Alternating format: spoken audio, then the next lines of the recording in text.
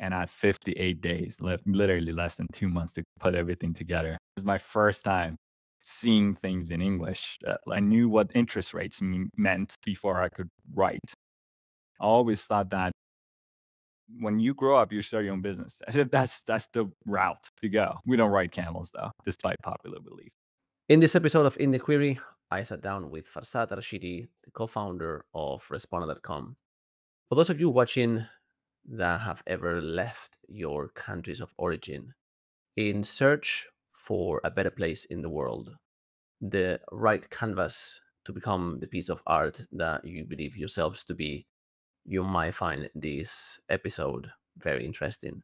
For those of you that have the entrepreneurial bag within yourselves and can't hold it back and think that that is the only possible way to live life because that's the only one that's aligned with yourselves, you will find this episode very interesting.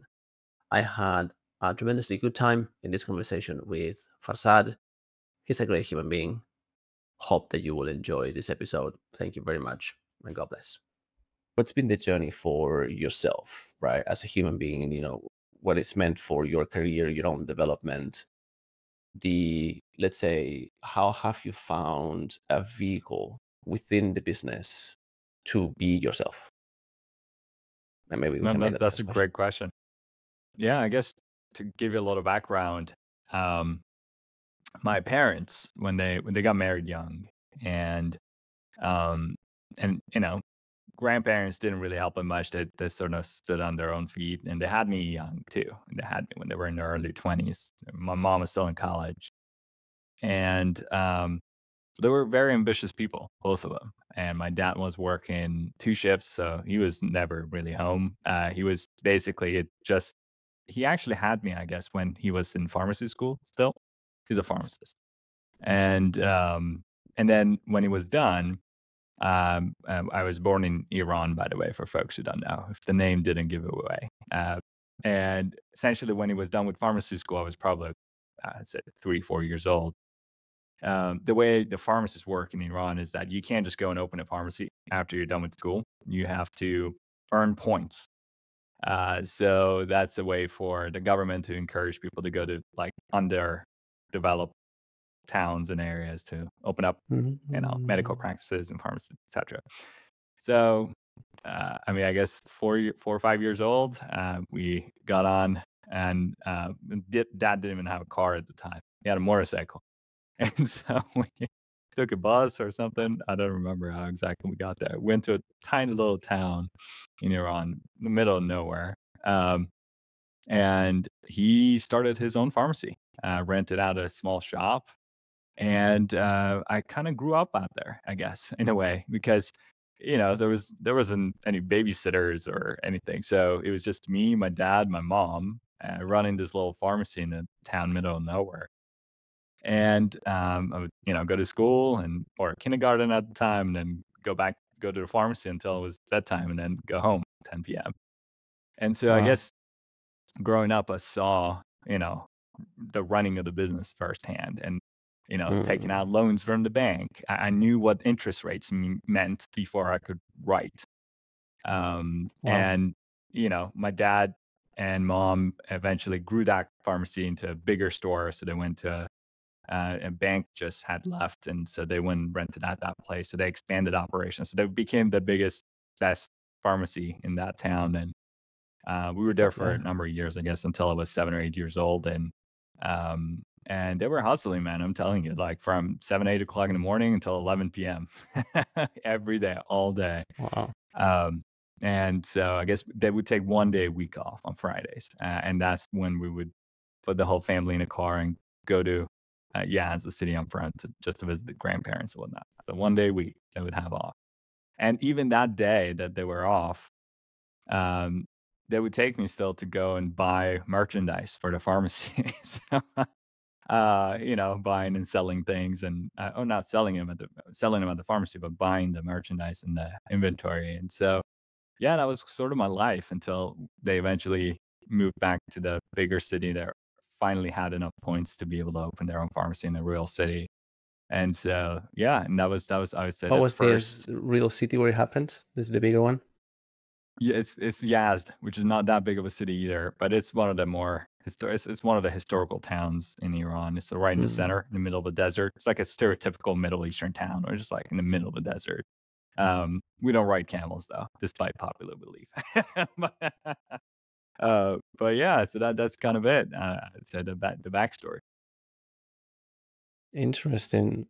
So, did you think about becoming a pharmacist? Did you become a pharmacist? Is that what you studied, or? I never had the desire to ever become a pharmacist, but running a pharmacy, I mean, it's a little bit different in the US because obviously because of the um, consolidation of there are huge conglomerates like CVS, Walgreens, etc. So if you're a pharmacist in the US, you're most likely an employee of one of these corporations. You don't really run a business. You're still there to just Mhm. fill prescriptions essentially. In Iran is completely different. You're essentially running your own business. There's very little medicine involved. So um, basically, you rent out a shop and you purchase drugs and medications from providers, and you hire people, and you're running a business. You're not most of the time even the person filling the prescriptions. The employees are doing it. You're essentially there to do the accounting, payroll, etc. So I've seen it all. So knowing that, I always had the idea. I just thought this is how jobs worked. I'd never seen my parents working at a real job, like you would think of a job like 9 to 5. I always thought that when I grew up, I'm gonna run my own business. I didn't even know that you could be an employee. I guess I'd seen employees at the company or at the pharmacy, but I never put myself in their position. I always thought that when you grow up, you start your own business. I said that's the route to go. So I guess from the very young age, I had that in mind, but never occurred to me to become a pharmacist. I had some point in my life, I did want to get into the medical field, um, potentially starting my own practice, becoming a doctor, because any good Persian parents force their children uh, to get into the medical field. I was lucky that I got away at an early age, but I guess yeah, that's probably too much information, more than you asked for, Alex. But I'm putting it all out on the table. No, I'm But I'm loving yeah. this. I literally a few hours ago I had a conversation with Bibi the Link Builder, since you Hmm. probably know of her. Yeah, And we spoke I so love little Bibi. about link building and so much about really cool stuff. And so like I'm Uh-huh. so glad I started this series for these kind of reasons because like eh, this is something that I've always been extremely curious about, right? How do people end up doing what they're doing? And I believe in a way, perhaps through being in the entrepreneurial world where there's a lot of talk, right? Because there's a lot of entrepreneurs that are really good about talking entrepreneurship and business and this and that, and not so much like their own business. And there is, sure, everyone talks about the sack. Well, it's going to be difficult. There's going to be days that you're down, da da da da. But they kind of like even romanticize the sack, and there's very little romantic about the sacking parts of business. It's just you need to go through it, and there's nothing Hmm. sexy about it, you know. Absolutely. And even though they talk about those downs and those lows and those things, they still kind of paint like a straight line. And in reality, most of what I've seen, again, trying to ditch simple answers, but more of what I've seen is everyone has an absolutely unique path to wherever they land, a completely unique background, right? So now, this story that you've told me happens in Iran, and you are at that point Hmm. where, as far as you've taken me, like what, early adolescence or where? I think I was, yeah, 8 years old. Yep. I'm Right. second, third And grade elementary school. oh, okay, gotcha. So it's still a kid. When did you move to US? How Yep. how did that happen? That's that's a whole nother story. So I moved to the US when I was 17, and I did it alone, no family. I essentially just finished high school here. And the way I ended up here was um, I never thought about moving out of the country. I mean, not at that stage of my life. Like when I was in high school, I wasn't planning on moving out of the country. What what I was doing was I was very interested in technologies, and I was essentially programming and building. I have have a patent, so essentially building, working on projects, contracting, and not for other people, for myself. Essentially, coming up with an idea, like, hey, let's build a device. So the one that I built was like a safety system for cars, so that the police Okay. can essentially seize a car remotely, and then if you're speeding, the car itself will let the police server know, because it's ridiculous. We have so many cameras, we have police patrol, we have so much technology in the car that it knows exactly how fast it's going. It knows exactly where it is, and if you connect it to the internet, it will also know what the speed limit is. So, there's no reason for any human involvement in that process. Anyway, so we built a little system that would basically track movements of the car, and then it will be connected to the police server. And so we built that, patented, and then went to Switzerland to one of the invention competitions and won some medals or whatever. And it just gave me some self Awesome. confidence that I could do it in an international scale. That I wasn't just a random brown kid in Iran. Kind of gave me this understanding that, hey, maybe other people in other countries give a damn. So that's, I guess, when it gave me enough courage to start thinking bigger instead of just becoming a successful person in my own city. I was like, all right, why can't we change the world? Why can't we go do things globally? And so that's when I started essentially looking. And in Iran, all males are essentially uh, obligated, it's kind of like South Korea, some other countries.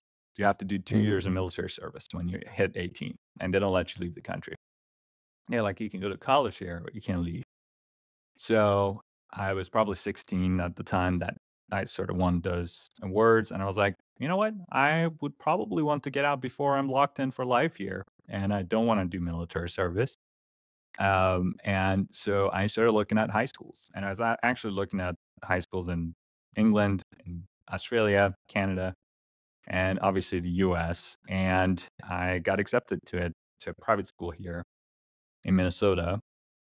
And it was a whole ordeal to try to convince my parents to let a 17-year-old kid by himself to get out the country and go live on his own. Um, but yeah, that took 6 months and persistence. But anyway, so they finally let me go, and not just let me go, but also supported me financially because I was a kid. God bless. And so I finished high school, went to college at Truman State in Missouri. And during college, got introduced to Visme, which is Payman is the CEO. He's currently my co-founder. The rest is history. Yeah, I know I've skipped decades in the middle, but but yeah, that's kind of Yeah, I was about the to ask, how genesis. old are you now? I am 26. Wallahi. I thought we were about the same age. I thought you were in your 30s. Oh, well, thanks. I guess I look older a bit, but I thought you were in your 20s, so I guess that's a good thing. I'll take that. Thank you, sir. You're welcome. No, the white hairs are a bit too telling. Um, Interesting. Okay, this so many interesting points that I like to bring back and ask things about. But one one thing that I notice, and I give you a bit of context, right? Like, for Spain, I'm on the browner end of the spectrum as well. Like, I have very dark eyes, very dark skin. I get you. The sun looks at me, and I get like super dark, right? So, and I have a German last name, as you can see. So when I Uh-huh. emigrated to Germany to basically eat shit in a hotel for a year and some change, when you say like I wasn't just a brown boy from Iran, I could do cool shit, and you went to Switzerland, I'm half Swiss. It was like, oh, cool. I went to Switzerland. I've been in Switzerland like an anecdotic amount of time only in my life because it's too expensive. But how was your experience moving out into the US? What kind of was there anything within yourself, the perception of your own self as an immigrant that you have to overcome to feel integrated? Like, what was the psychological process, if you will? That's a great question. It I I mean, I hate to say it this way because nothing about that process was easy, the whole immigration part. I bet. But the assimilation part, uh, sorta came natural to me, and I think part of that was because I did it at such a young age. You know, people are usually a lot more malleable when you're in your teenage years. And, you know, I was put in a position where I made a bunch of good friends. You know, the cool kids in high school, you know, they sort of took me in and it taught me how to be an American, you know. It was it was quite different from the environment I grew up in, but I sort of picked it up quite quickly. And also my English was not great at all. I could barely speak and had a really thick accent too. So, but you know, people there, I mean, I went to Minnesota. They have a reputation for being nice. So people that were very That's understood. true. And also my first friend, there is she's still my best friend, Elizabeth. So she and I are still in touch. We see each other almost every month or so, even though we live in two different states. Um, and so yeah, so I mean the people there were amazing. So I met a couple of good friends there, and picked up, got a girlfriend, and you know you sort of uh, get on with life. And it was quite stressful at the time because people had been studying for their ACTs and SATs and whatnot for the college exams, and had everything prepared. And I arrived there as a senior, and I had 58 days, literally less than 2 months to put everything together and start applying for colleges. And it was my first time seeing things in English, like on a math book. Like I'd never had Boy. any English education in my life. So 2 months, and that's all I got. And so it was very tough. But I mean, in terms of culture, it was rather I don't wanna call it easy at all, but it was sorta smooth for me because it was a private boarding high school, so everybody went to school and lived there at the same time. So I had this constant Mm. immersion of other people, Americans, and we had some international students too, but they were usually from, like, Norway and South, uh, Korea, so it was very different, again, from my culture, and never didn't have a single Middle Eastern person there. I don't think in the history of school. I was probably the first one. And so, um, but yeah, I mean, obviously, I did feel a little bit out of place, but I think that from a psychological perspective, didn't really put as much pressure on me as I thought, or as other people thought, because a lot of people when they move and immigrate, they sort of get depressed, you know, especially being away from family. Mhm.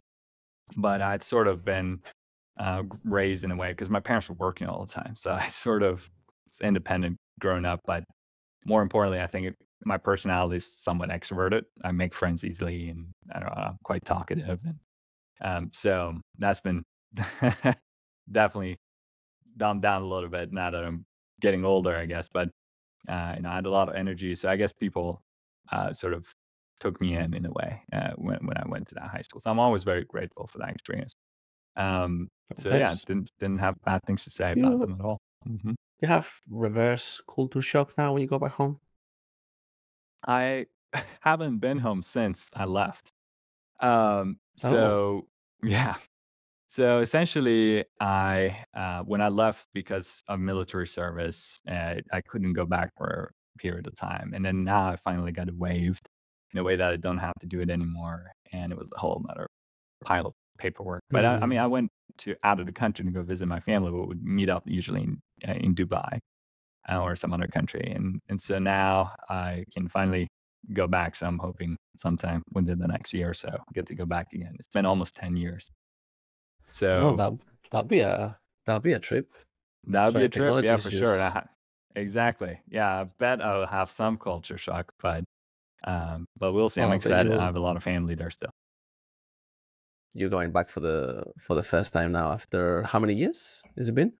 I think For 8 9 years? years, yeah, 9 years, almost 10 9 years. years. Mhm. Wow. Yeah.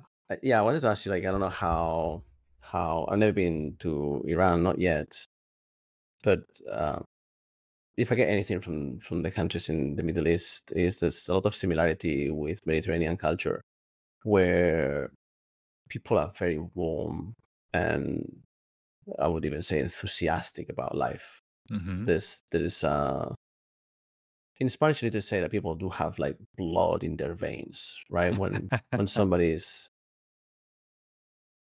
how to say, so mellow where you start wondering, like, does this person have emotions? You would say they have syrup in the veins. That's a Spanish expression, right? So I trip when I go back to Spain because everybody speaks so loud and everyone is so enthusiastic. And if I didn't speak Spanish, I would think everybody's fighting. How is it? Is it in Iran like that? Is there like people like kind of Yeah, we do shout a lot, in a way, in an endearing way, but I know exactly what you mean. Yeah, it is kind of like that. People are usually closer, especially families. They're more involved in each other's lives versus some of the more Western cultures, and it's a little bit more, I would say, individualistic in a way. But yeah, I can definitely relate to that.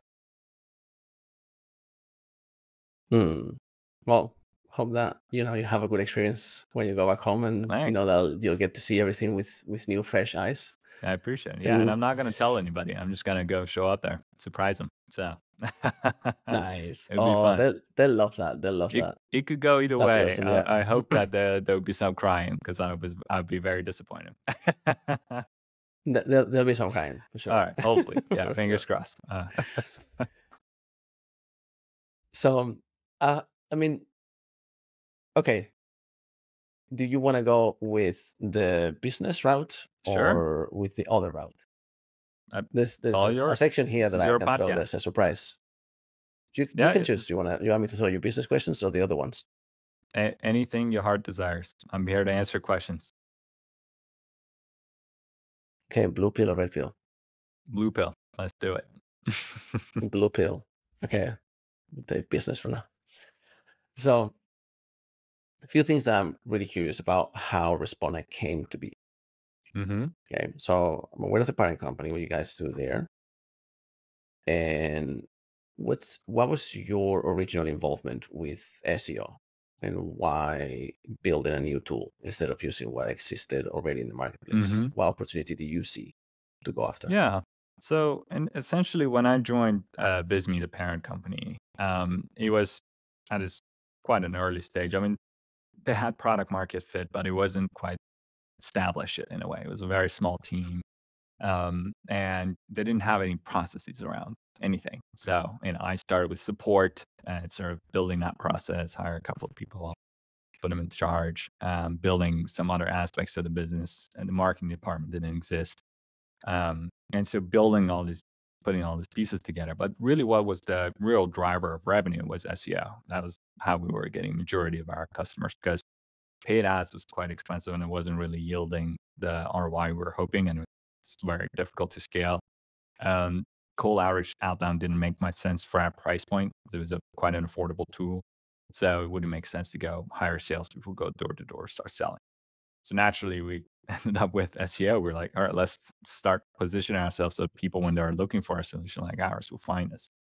And that process was put in place in some way, that had the content manager. It was producing content on the blog, not in a systematic way. So, okay, what do we need to do? We need to start doing better in our keyword research. We need to start writing content that's, catering to user intent.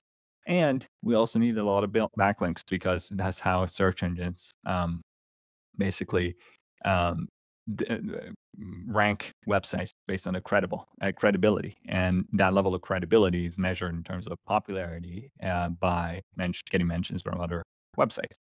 And it was quite clear that we can't just cheat the system and go buy a bunch of links.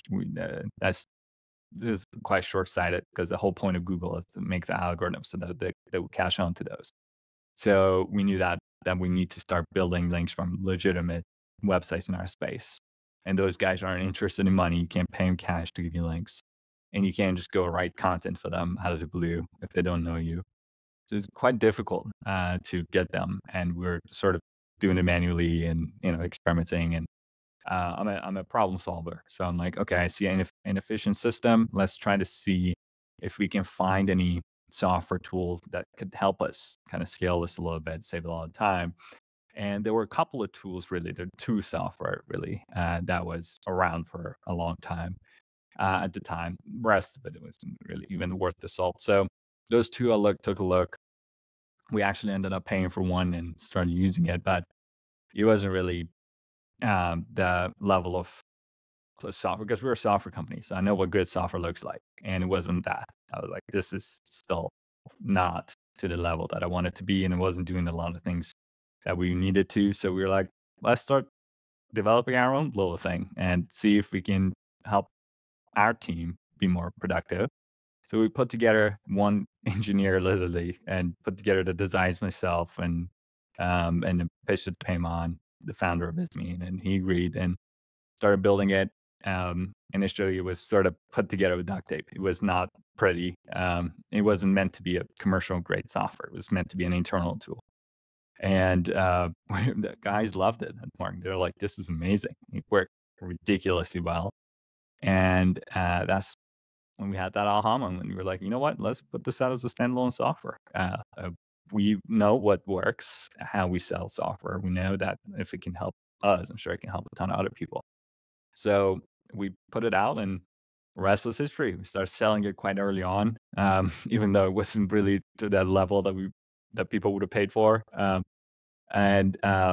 gradually over time, we started putting together a team, dedicated team, completely separate from the Visme team.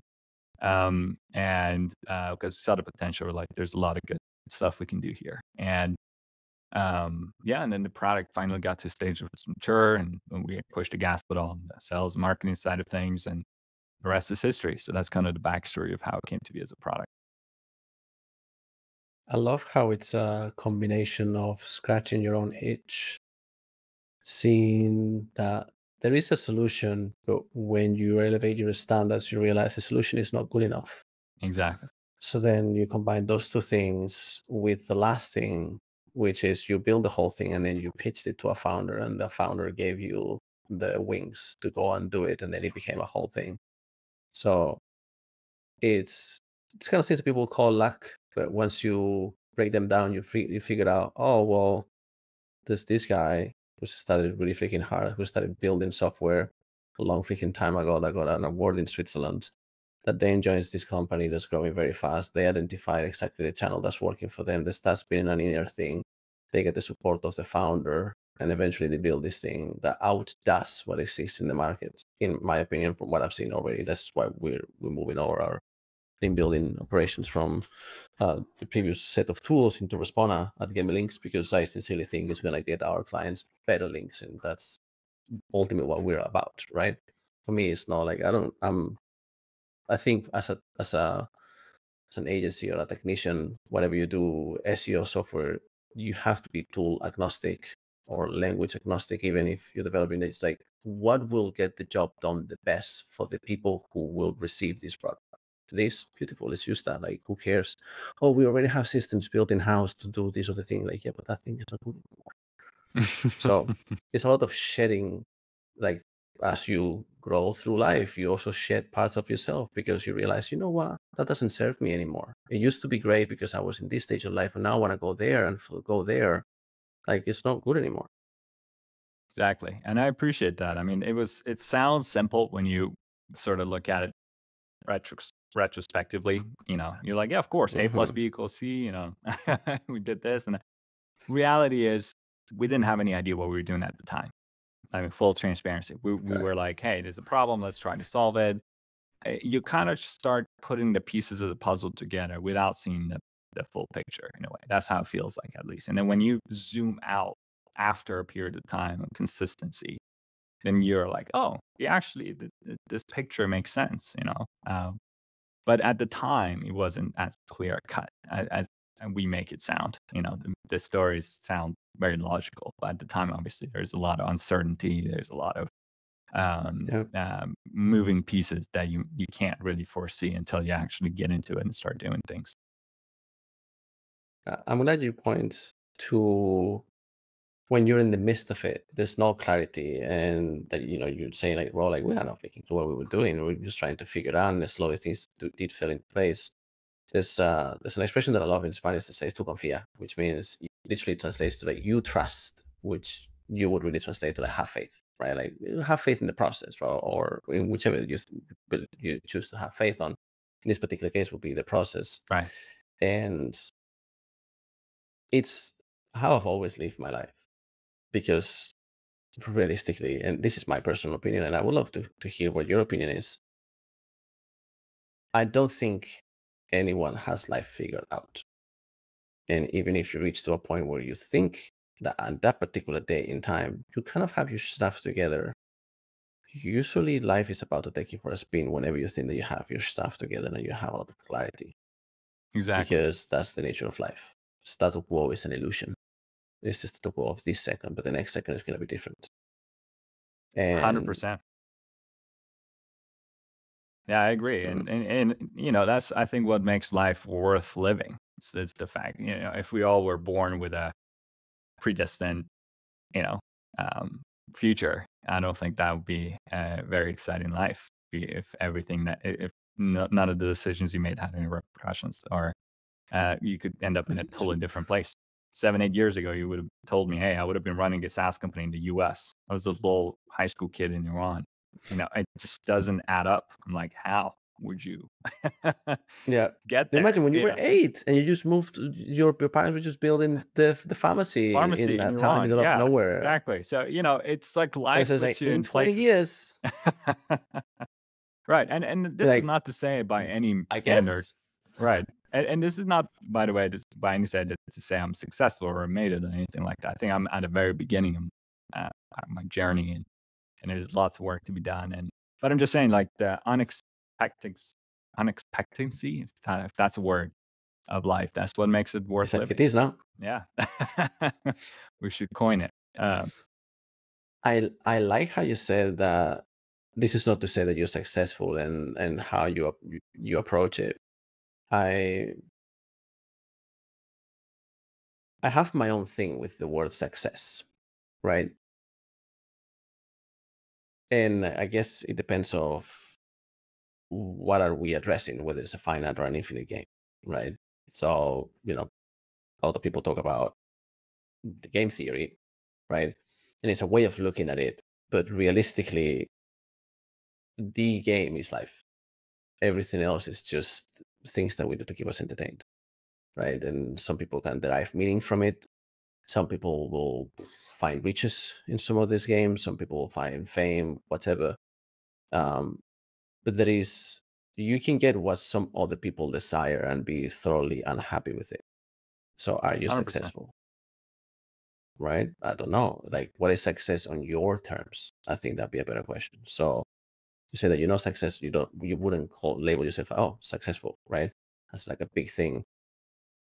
What would be the kind of success or North Star, which is a concept that I like a bit more, that you aim for in life?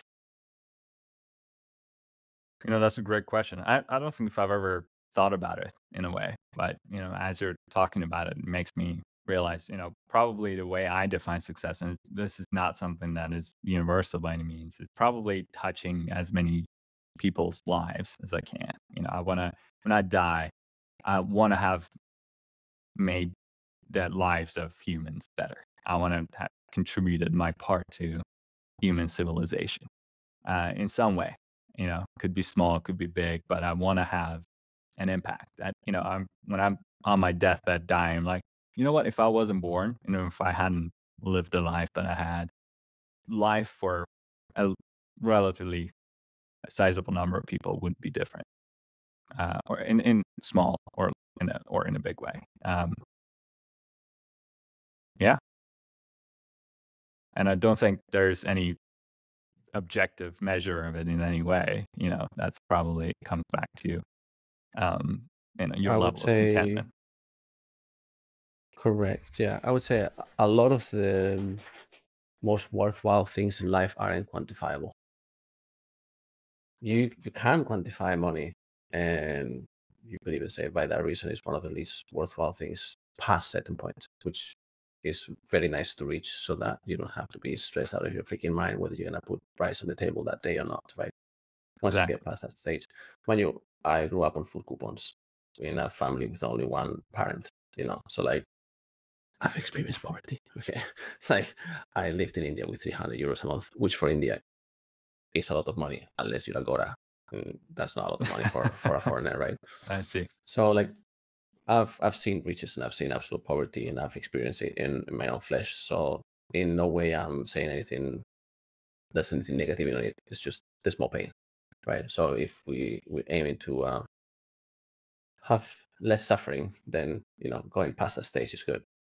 But once past that stage, right, is, in my opinion, a lot more in the direction that you were saying, is in how many other existences can you be a part of and be a good part of, right? There is a concept in Christian theology, although it applies for anything, called the via negativa, which is the way of subtraction as a way to find God, right? And I mentioned this on the episode that I did earlier today, but it's a concept that I like so much that I'll repeat myself. And basically, you say, is God hate? Well, I guess not, right? So then you subtract the idea of hate, and you continue asking questions, right? So like you could say, is a good software slow? Well, no, right? Is a good software built backwards where I need to like click on 17 different pages and think I can finally cancel my freaking subscription? Probably not. It might lower the cancellation rate, but at a very high cost of pissing people off, right? So you start asking questions and you start saying no, no, no, and then you're left with something that is good, right? Or in the theological sense, something that is closer to what's not understandable by us because it's larger than us, right? The divine. So within the idea of success is pretty similar, right? And within the idea of touching other people's lives, I really like what you said there because for me, it's similar. Is if I had never entered their lives, would they be better off or worse off, right? And unfortunately, I think we've all made mistakes in our lives where for some people, it's like, yeah, I probably fucked up there, right? And in the spirit of living on the question is, what did I do wrong? Where was I probably better off not being, right? Off because this, and that. Okay, well, maybe in the next iteration of a human relationship, I'll be a better human being so that, whenever I die and I meet whomever is above, I can get a thumbs up instead of a like, we're naughty, right? And it depends on how you look at it, right? I'm being quite silly about it, but I don't really mean it this way, but it's just a way of putting it because everyone has their own set of beliefs, right? So in that way, this ties up with the other side of the equation that says blue pill. We spoke about business for a bit, but now I'm going to throw you another section, which is my favorite, which is called Nobody Expects the Spanish Inquisition. And the Spanish Inquisition comes to you with two questions. Okay. One, what is an ethical dilemma that you face in business often?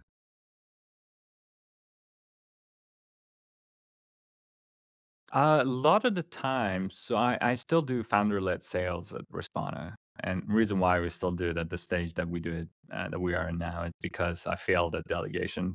Tried to delegate it, didn't work very well, so I still do it, and hoping this year that would change. So we're in the process of hiring someone to help.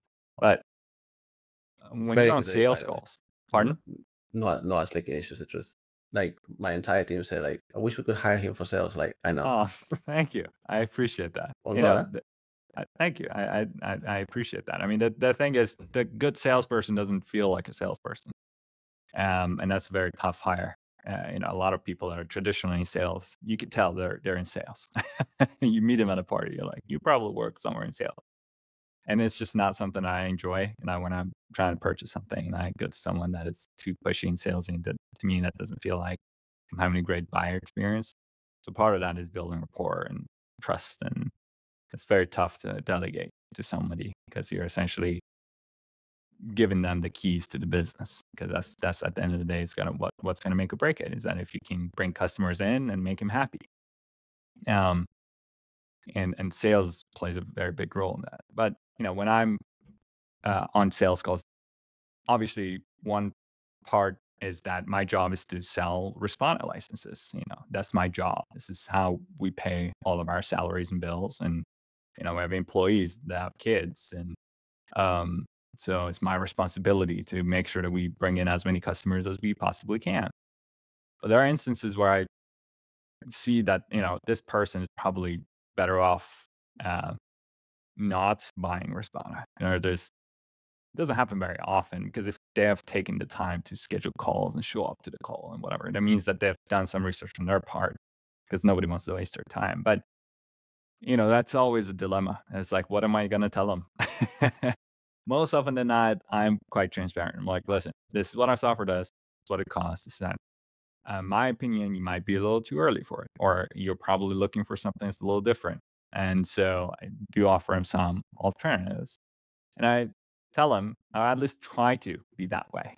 I can't help it sometimes. There, I, the sense in me of like, hey, we respond as my baby. And like, I think of it with very high regard. So, when I sell it, I pitch it to everyone in a way that, um, uh, you know, and it's true. Obviously, it's just not, something we make up. It's based on our customer feedback, years of work that's gotten into it. But if I say ethical drama, it would probably be that. It's like, to what degree do you push people off of the sales cycle? Like, don't buy what we're selling. Um, yeah, that's the first thing that popped into my mind. Hmm. Hmm. Yeah, this is something that I face also very often. People come to us for links because they know links are required. And Hmm. sometimes they come to us with a site that got hacked 3 months ago. The owner doesn't know it. It has 70,000 pages of Japanese porn in the index. Links is not going to fix that. Right. And I'm like, okay, now I I need to do so many questions until the guy gives me all the information that I know. Like, now I can present, like, I'm sorry to tell you, sorry to be the bearer of bad news, but you have this one little problem in your backyard. If you don't fix that, I'll build you links. The links won't get you anywhere. And then you tell Alejandro, your links are shit. I know, sorry, you have this Japanese porn issue. Why didn't you tell me earlier? And that's why I'm telling you earlier now, okay? It's literally that happened last week.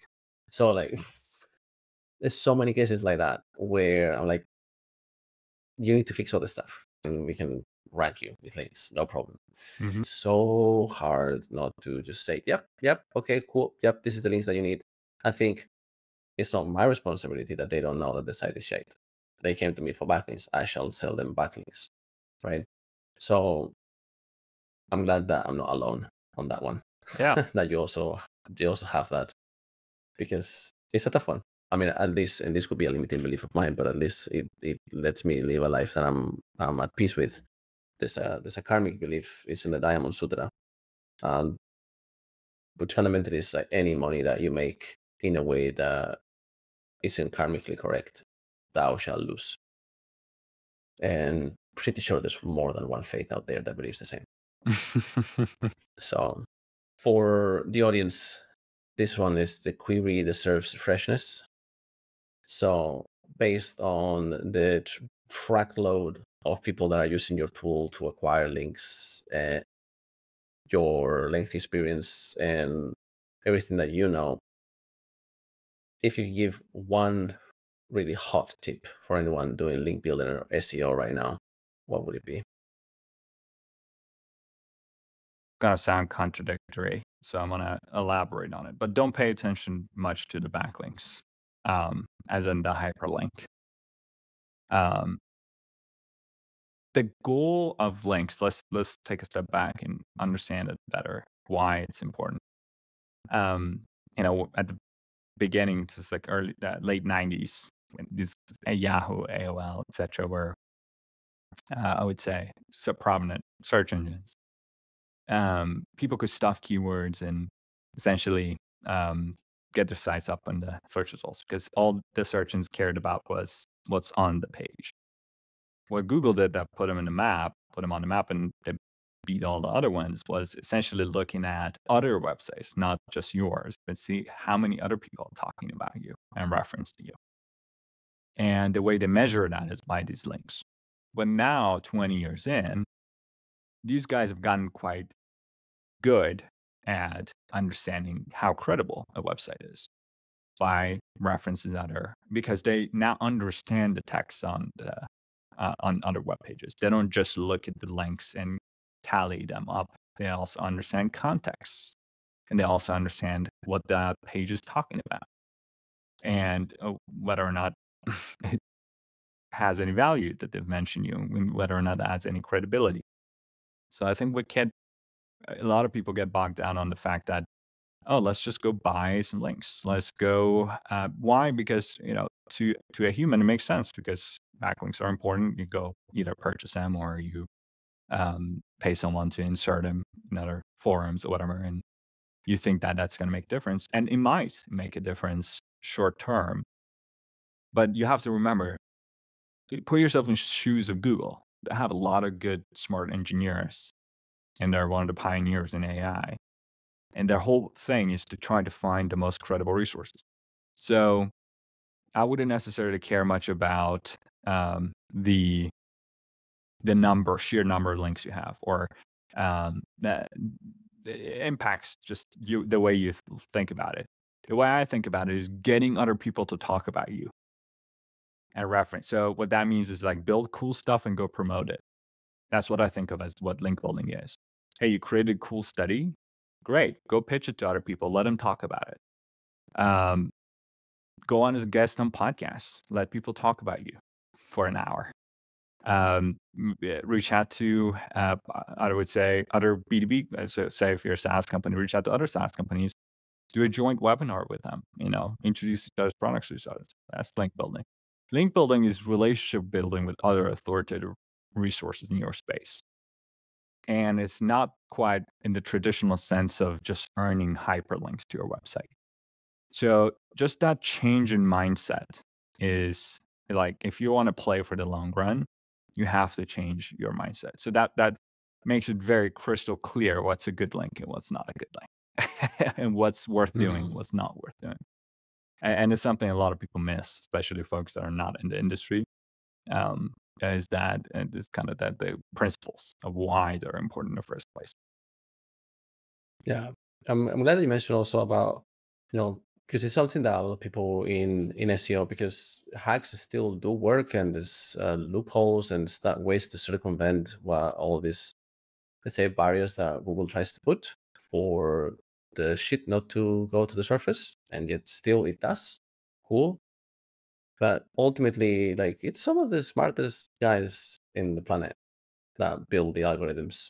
And like, they build the algorithms. We don't know the algorithms. We only test stuff and see what goes at the other side in a good position, right? That's what we do as SEO. We don't really know the algo.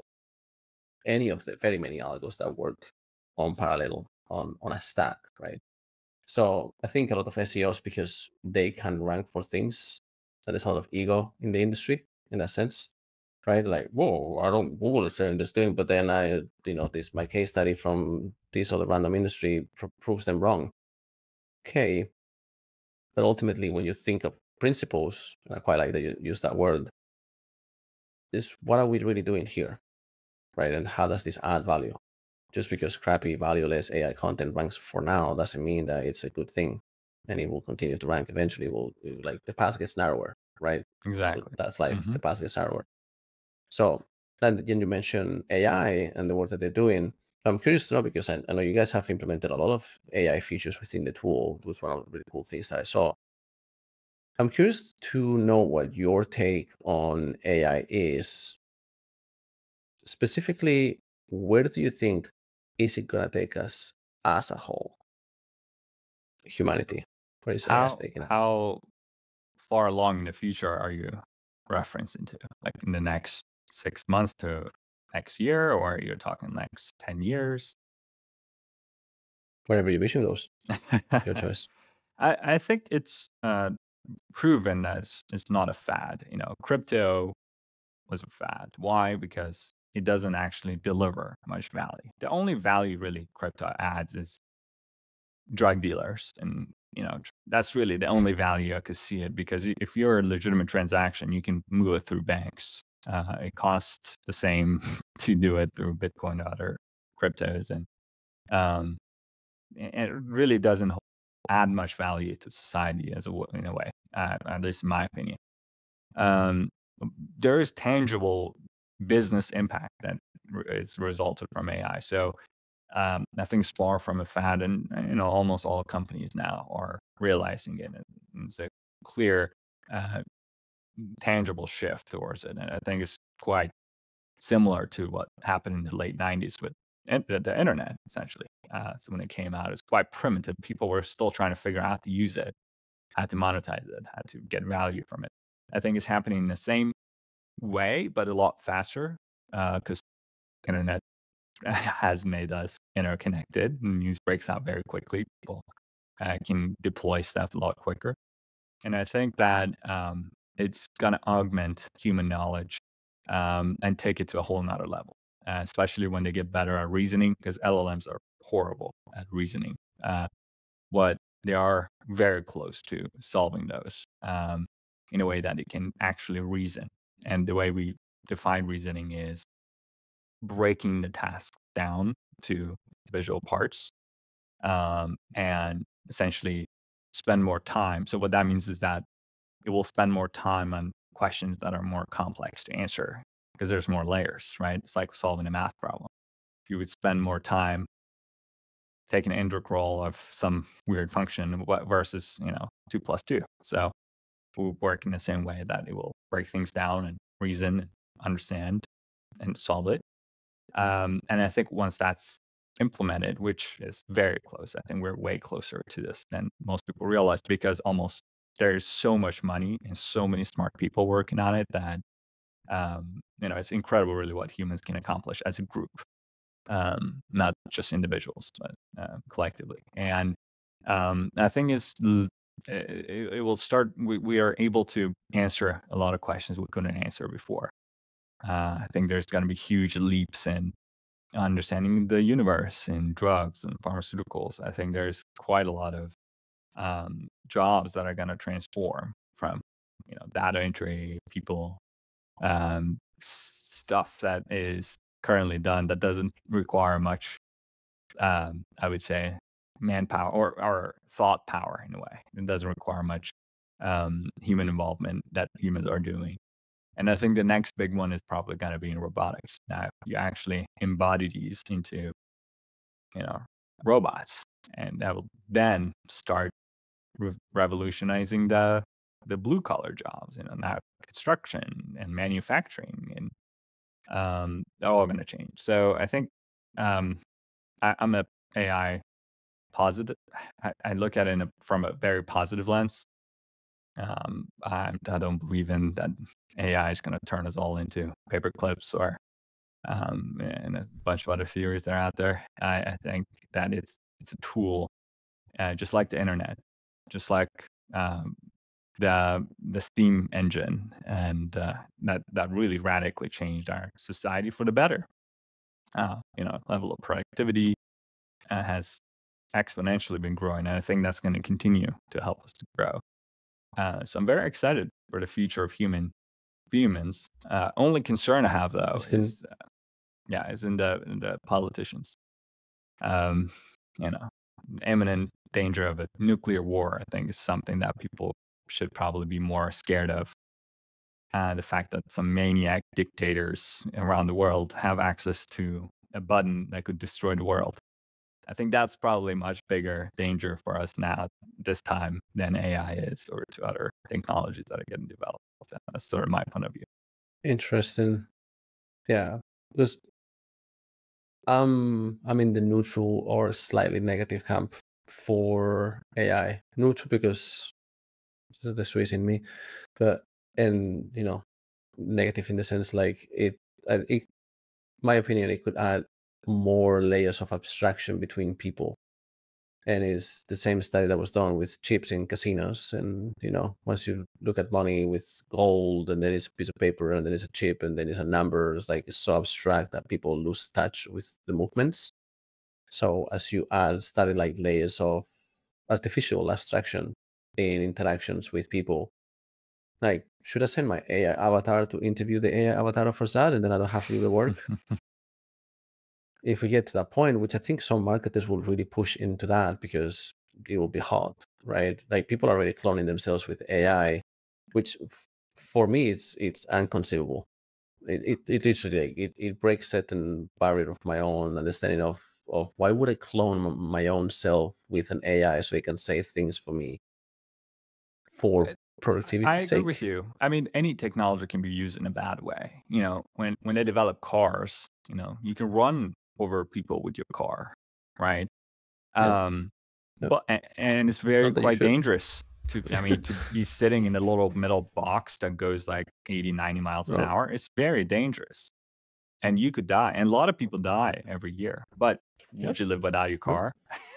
Do you think net positive effect of cars have been, or the net effect of cars have been positive? I think we can all agree. I remain in the question with cars, and I studied mechanics. I love cars as a thing, right? Right. But I remain in the question about cars and mass transportation and so forth, because for a very long time, I remained in the we'll see, it's probably not as bad.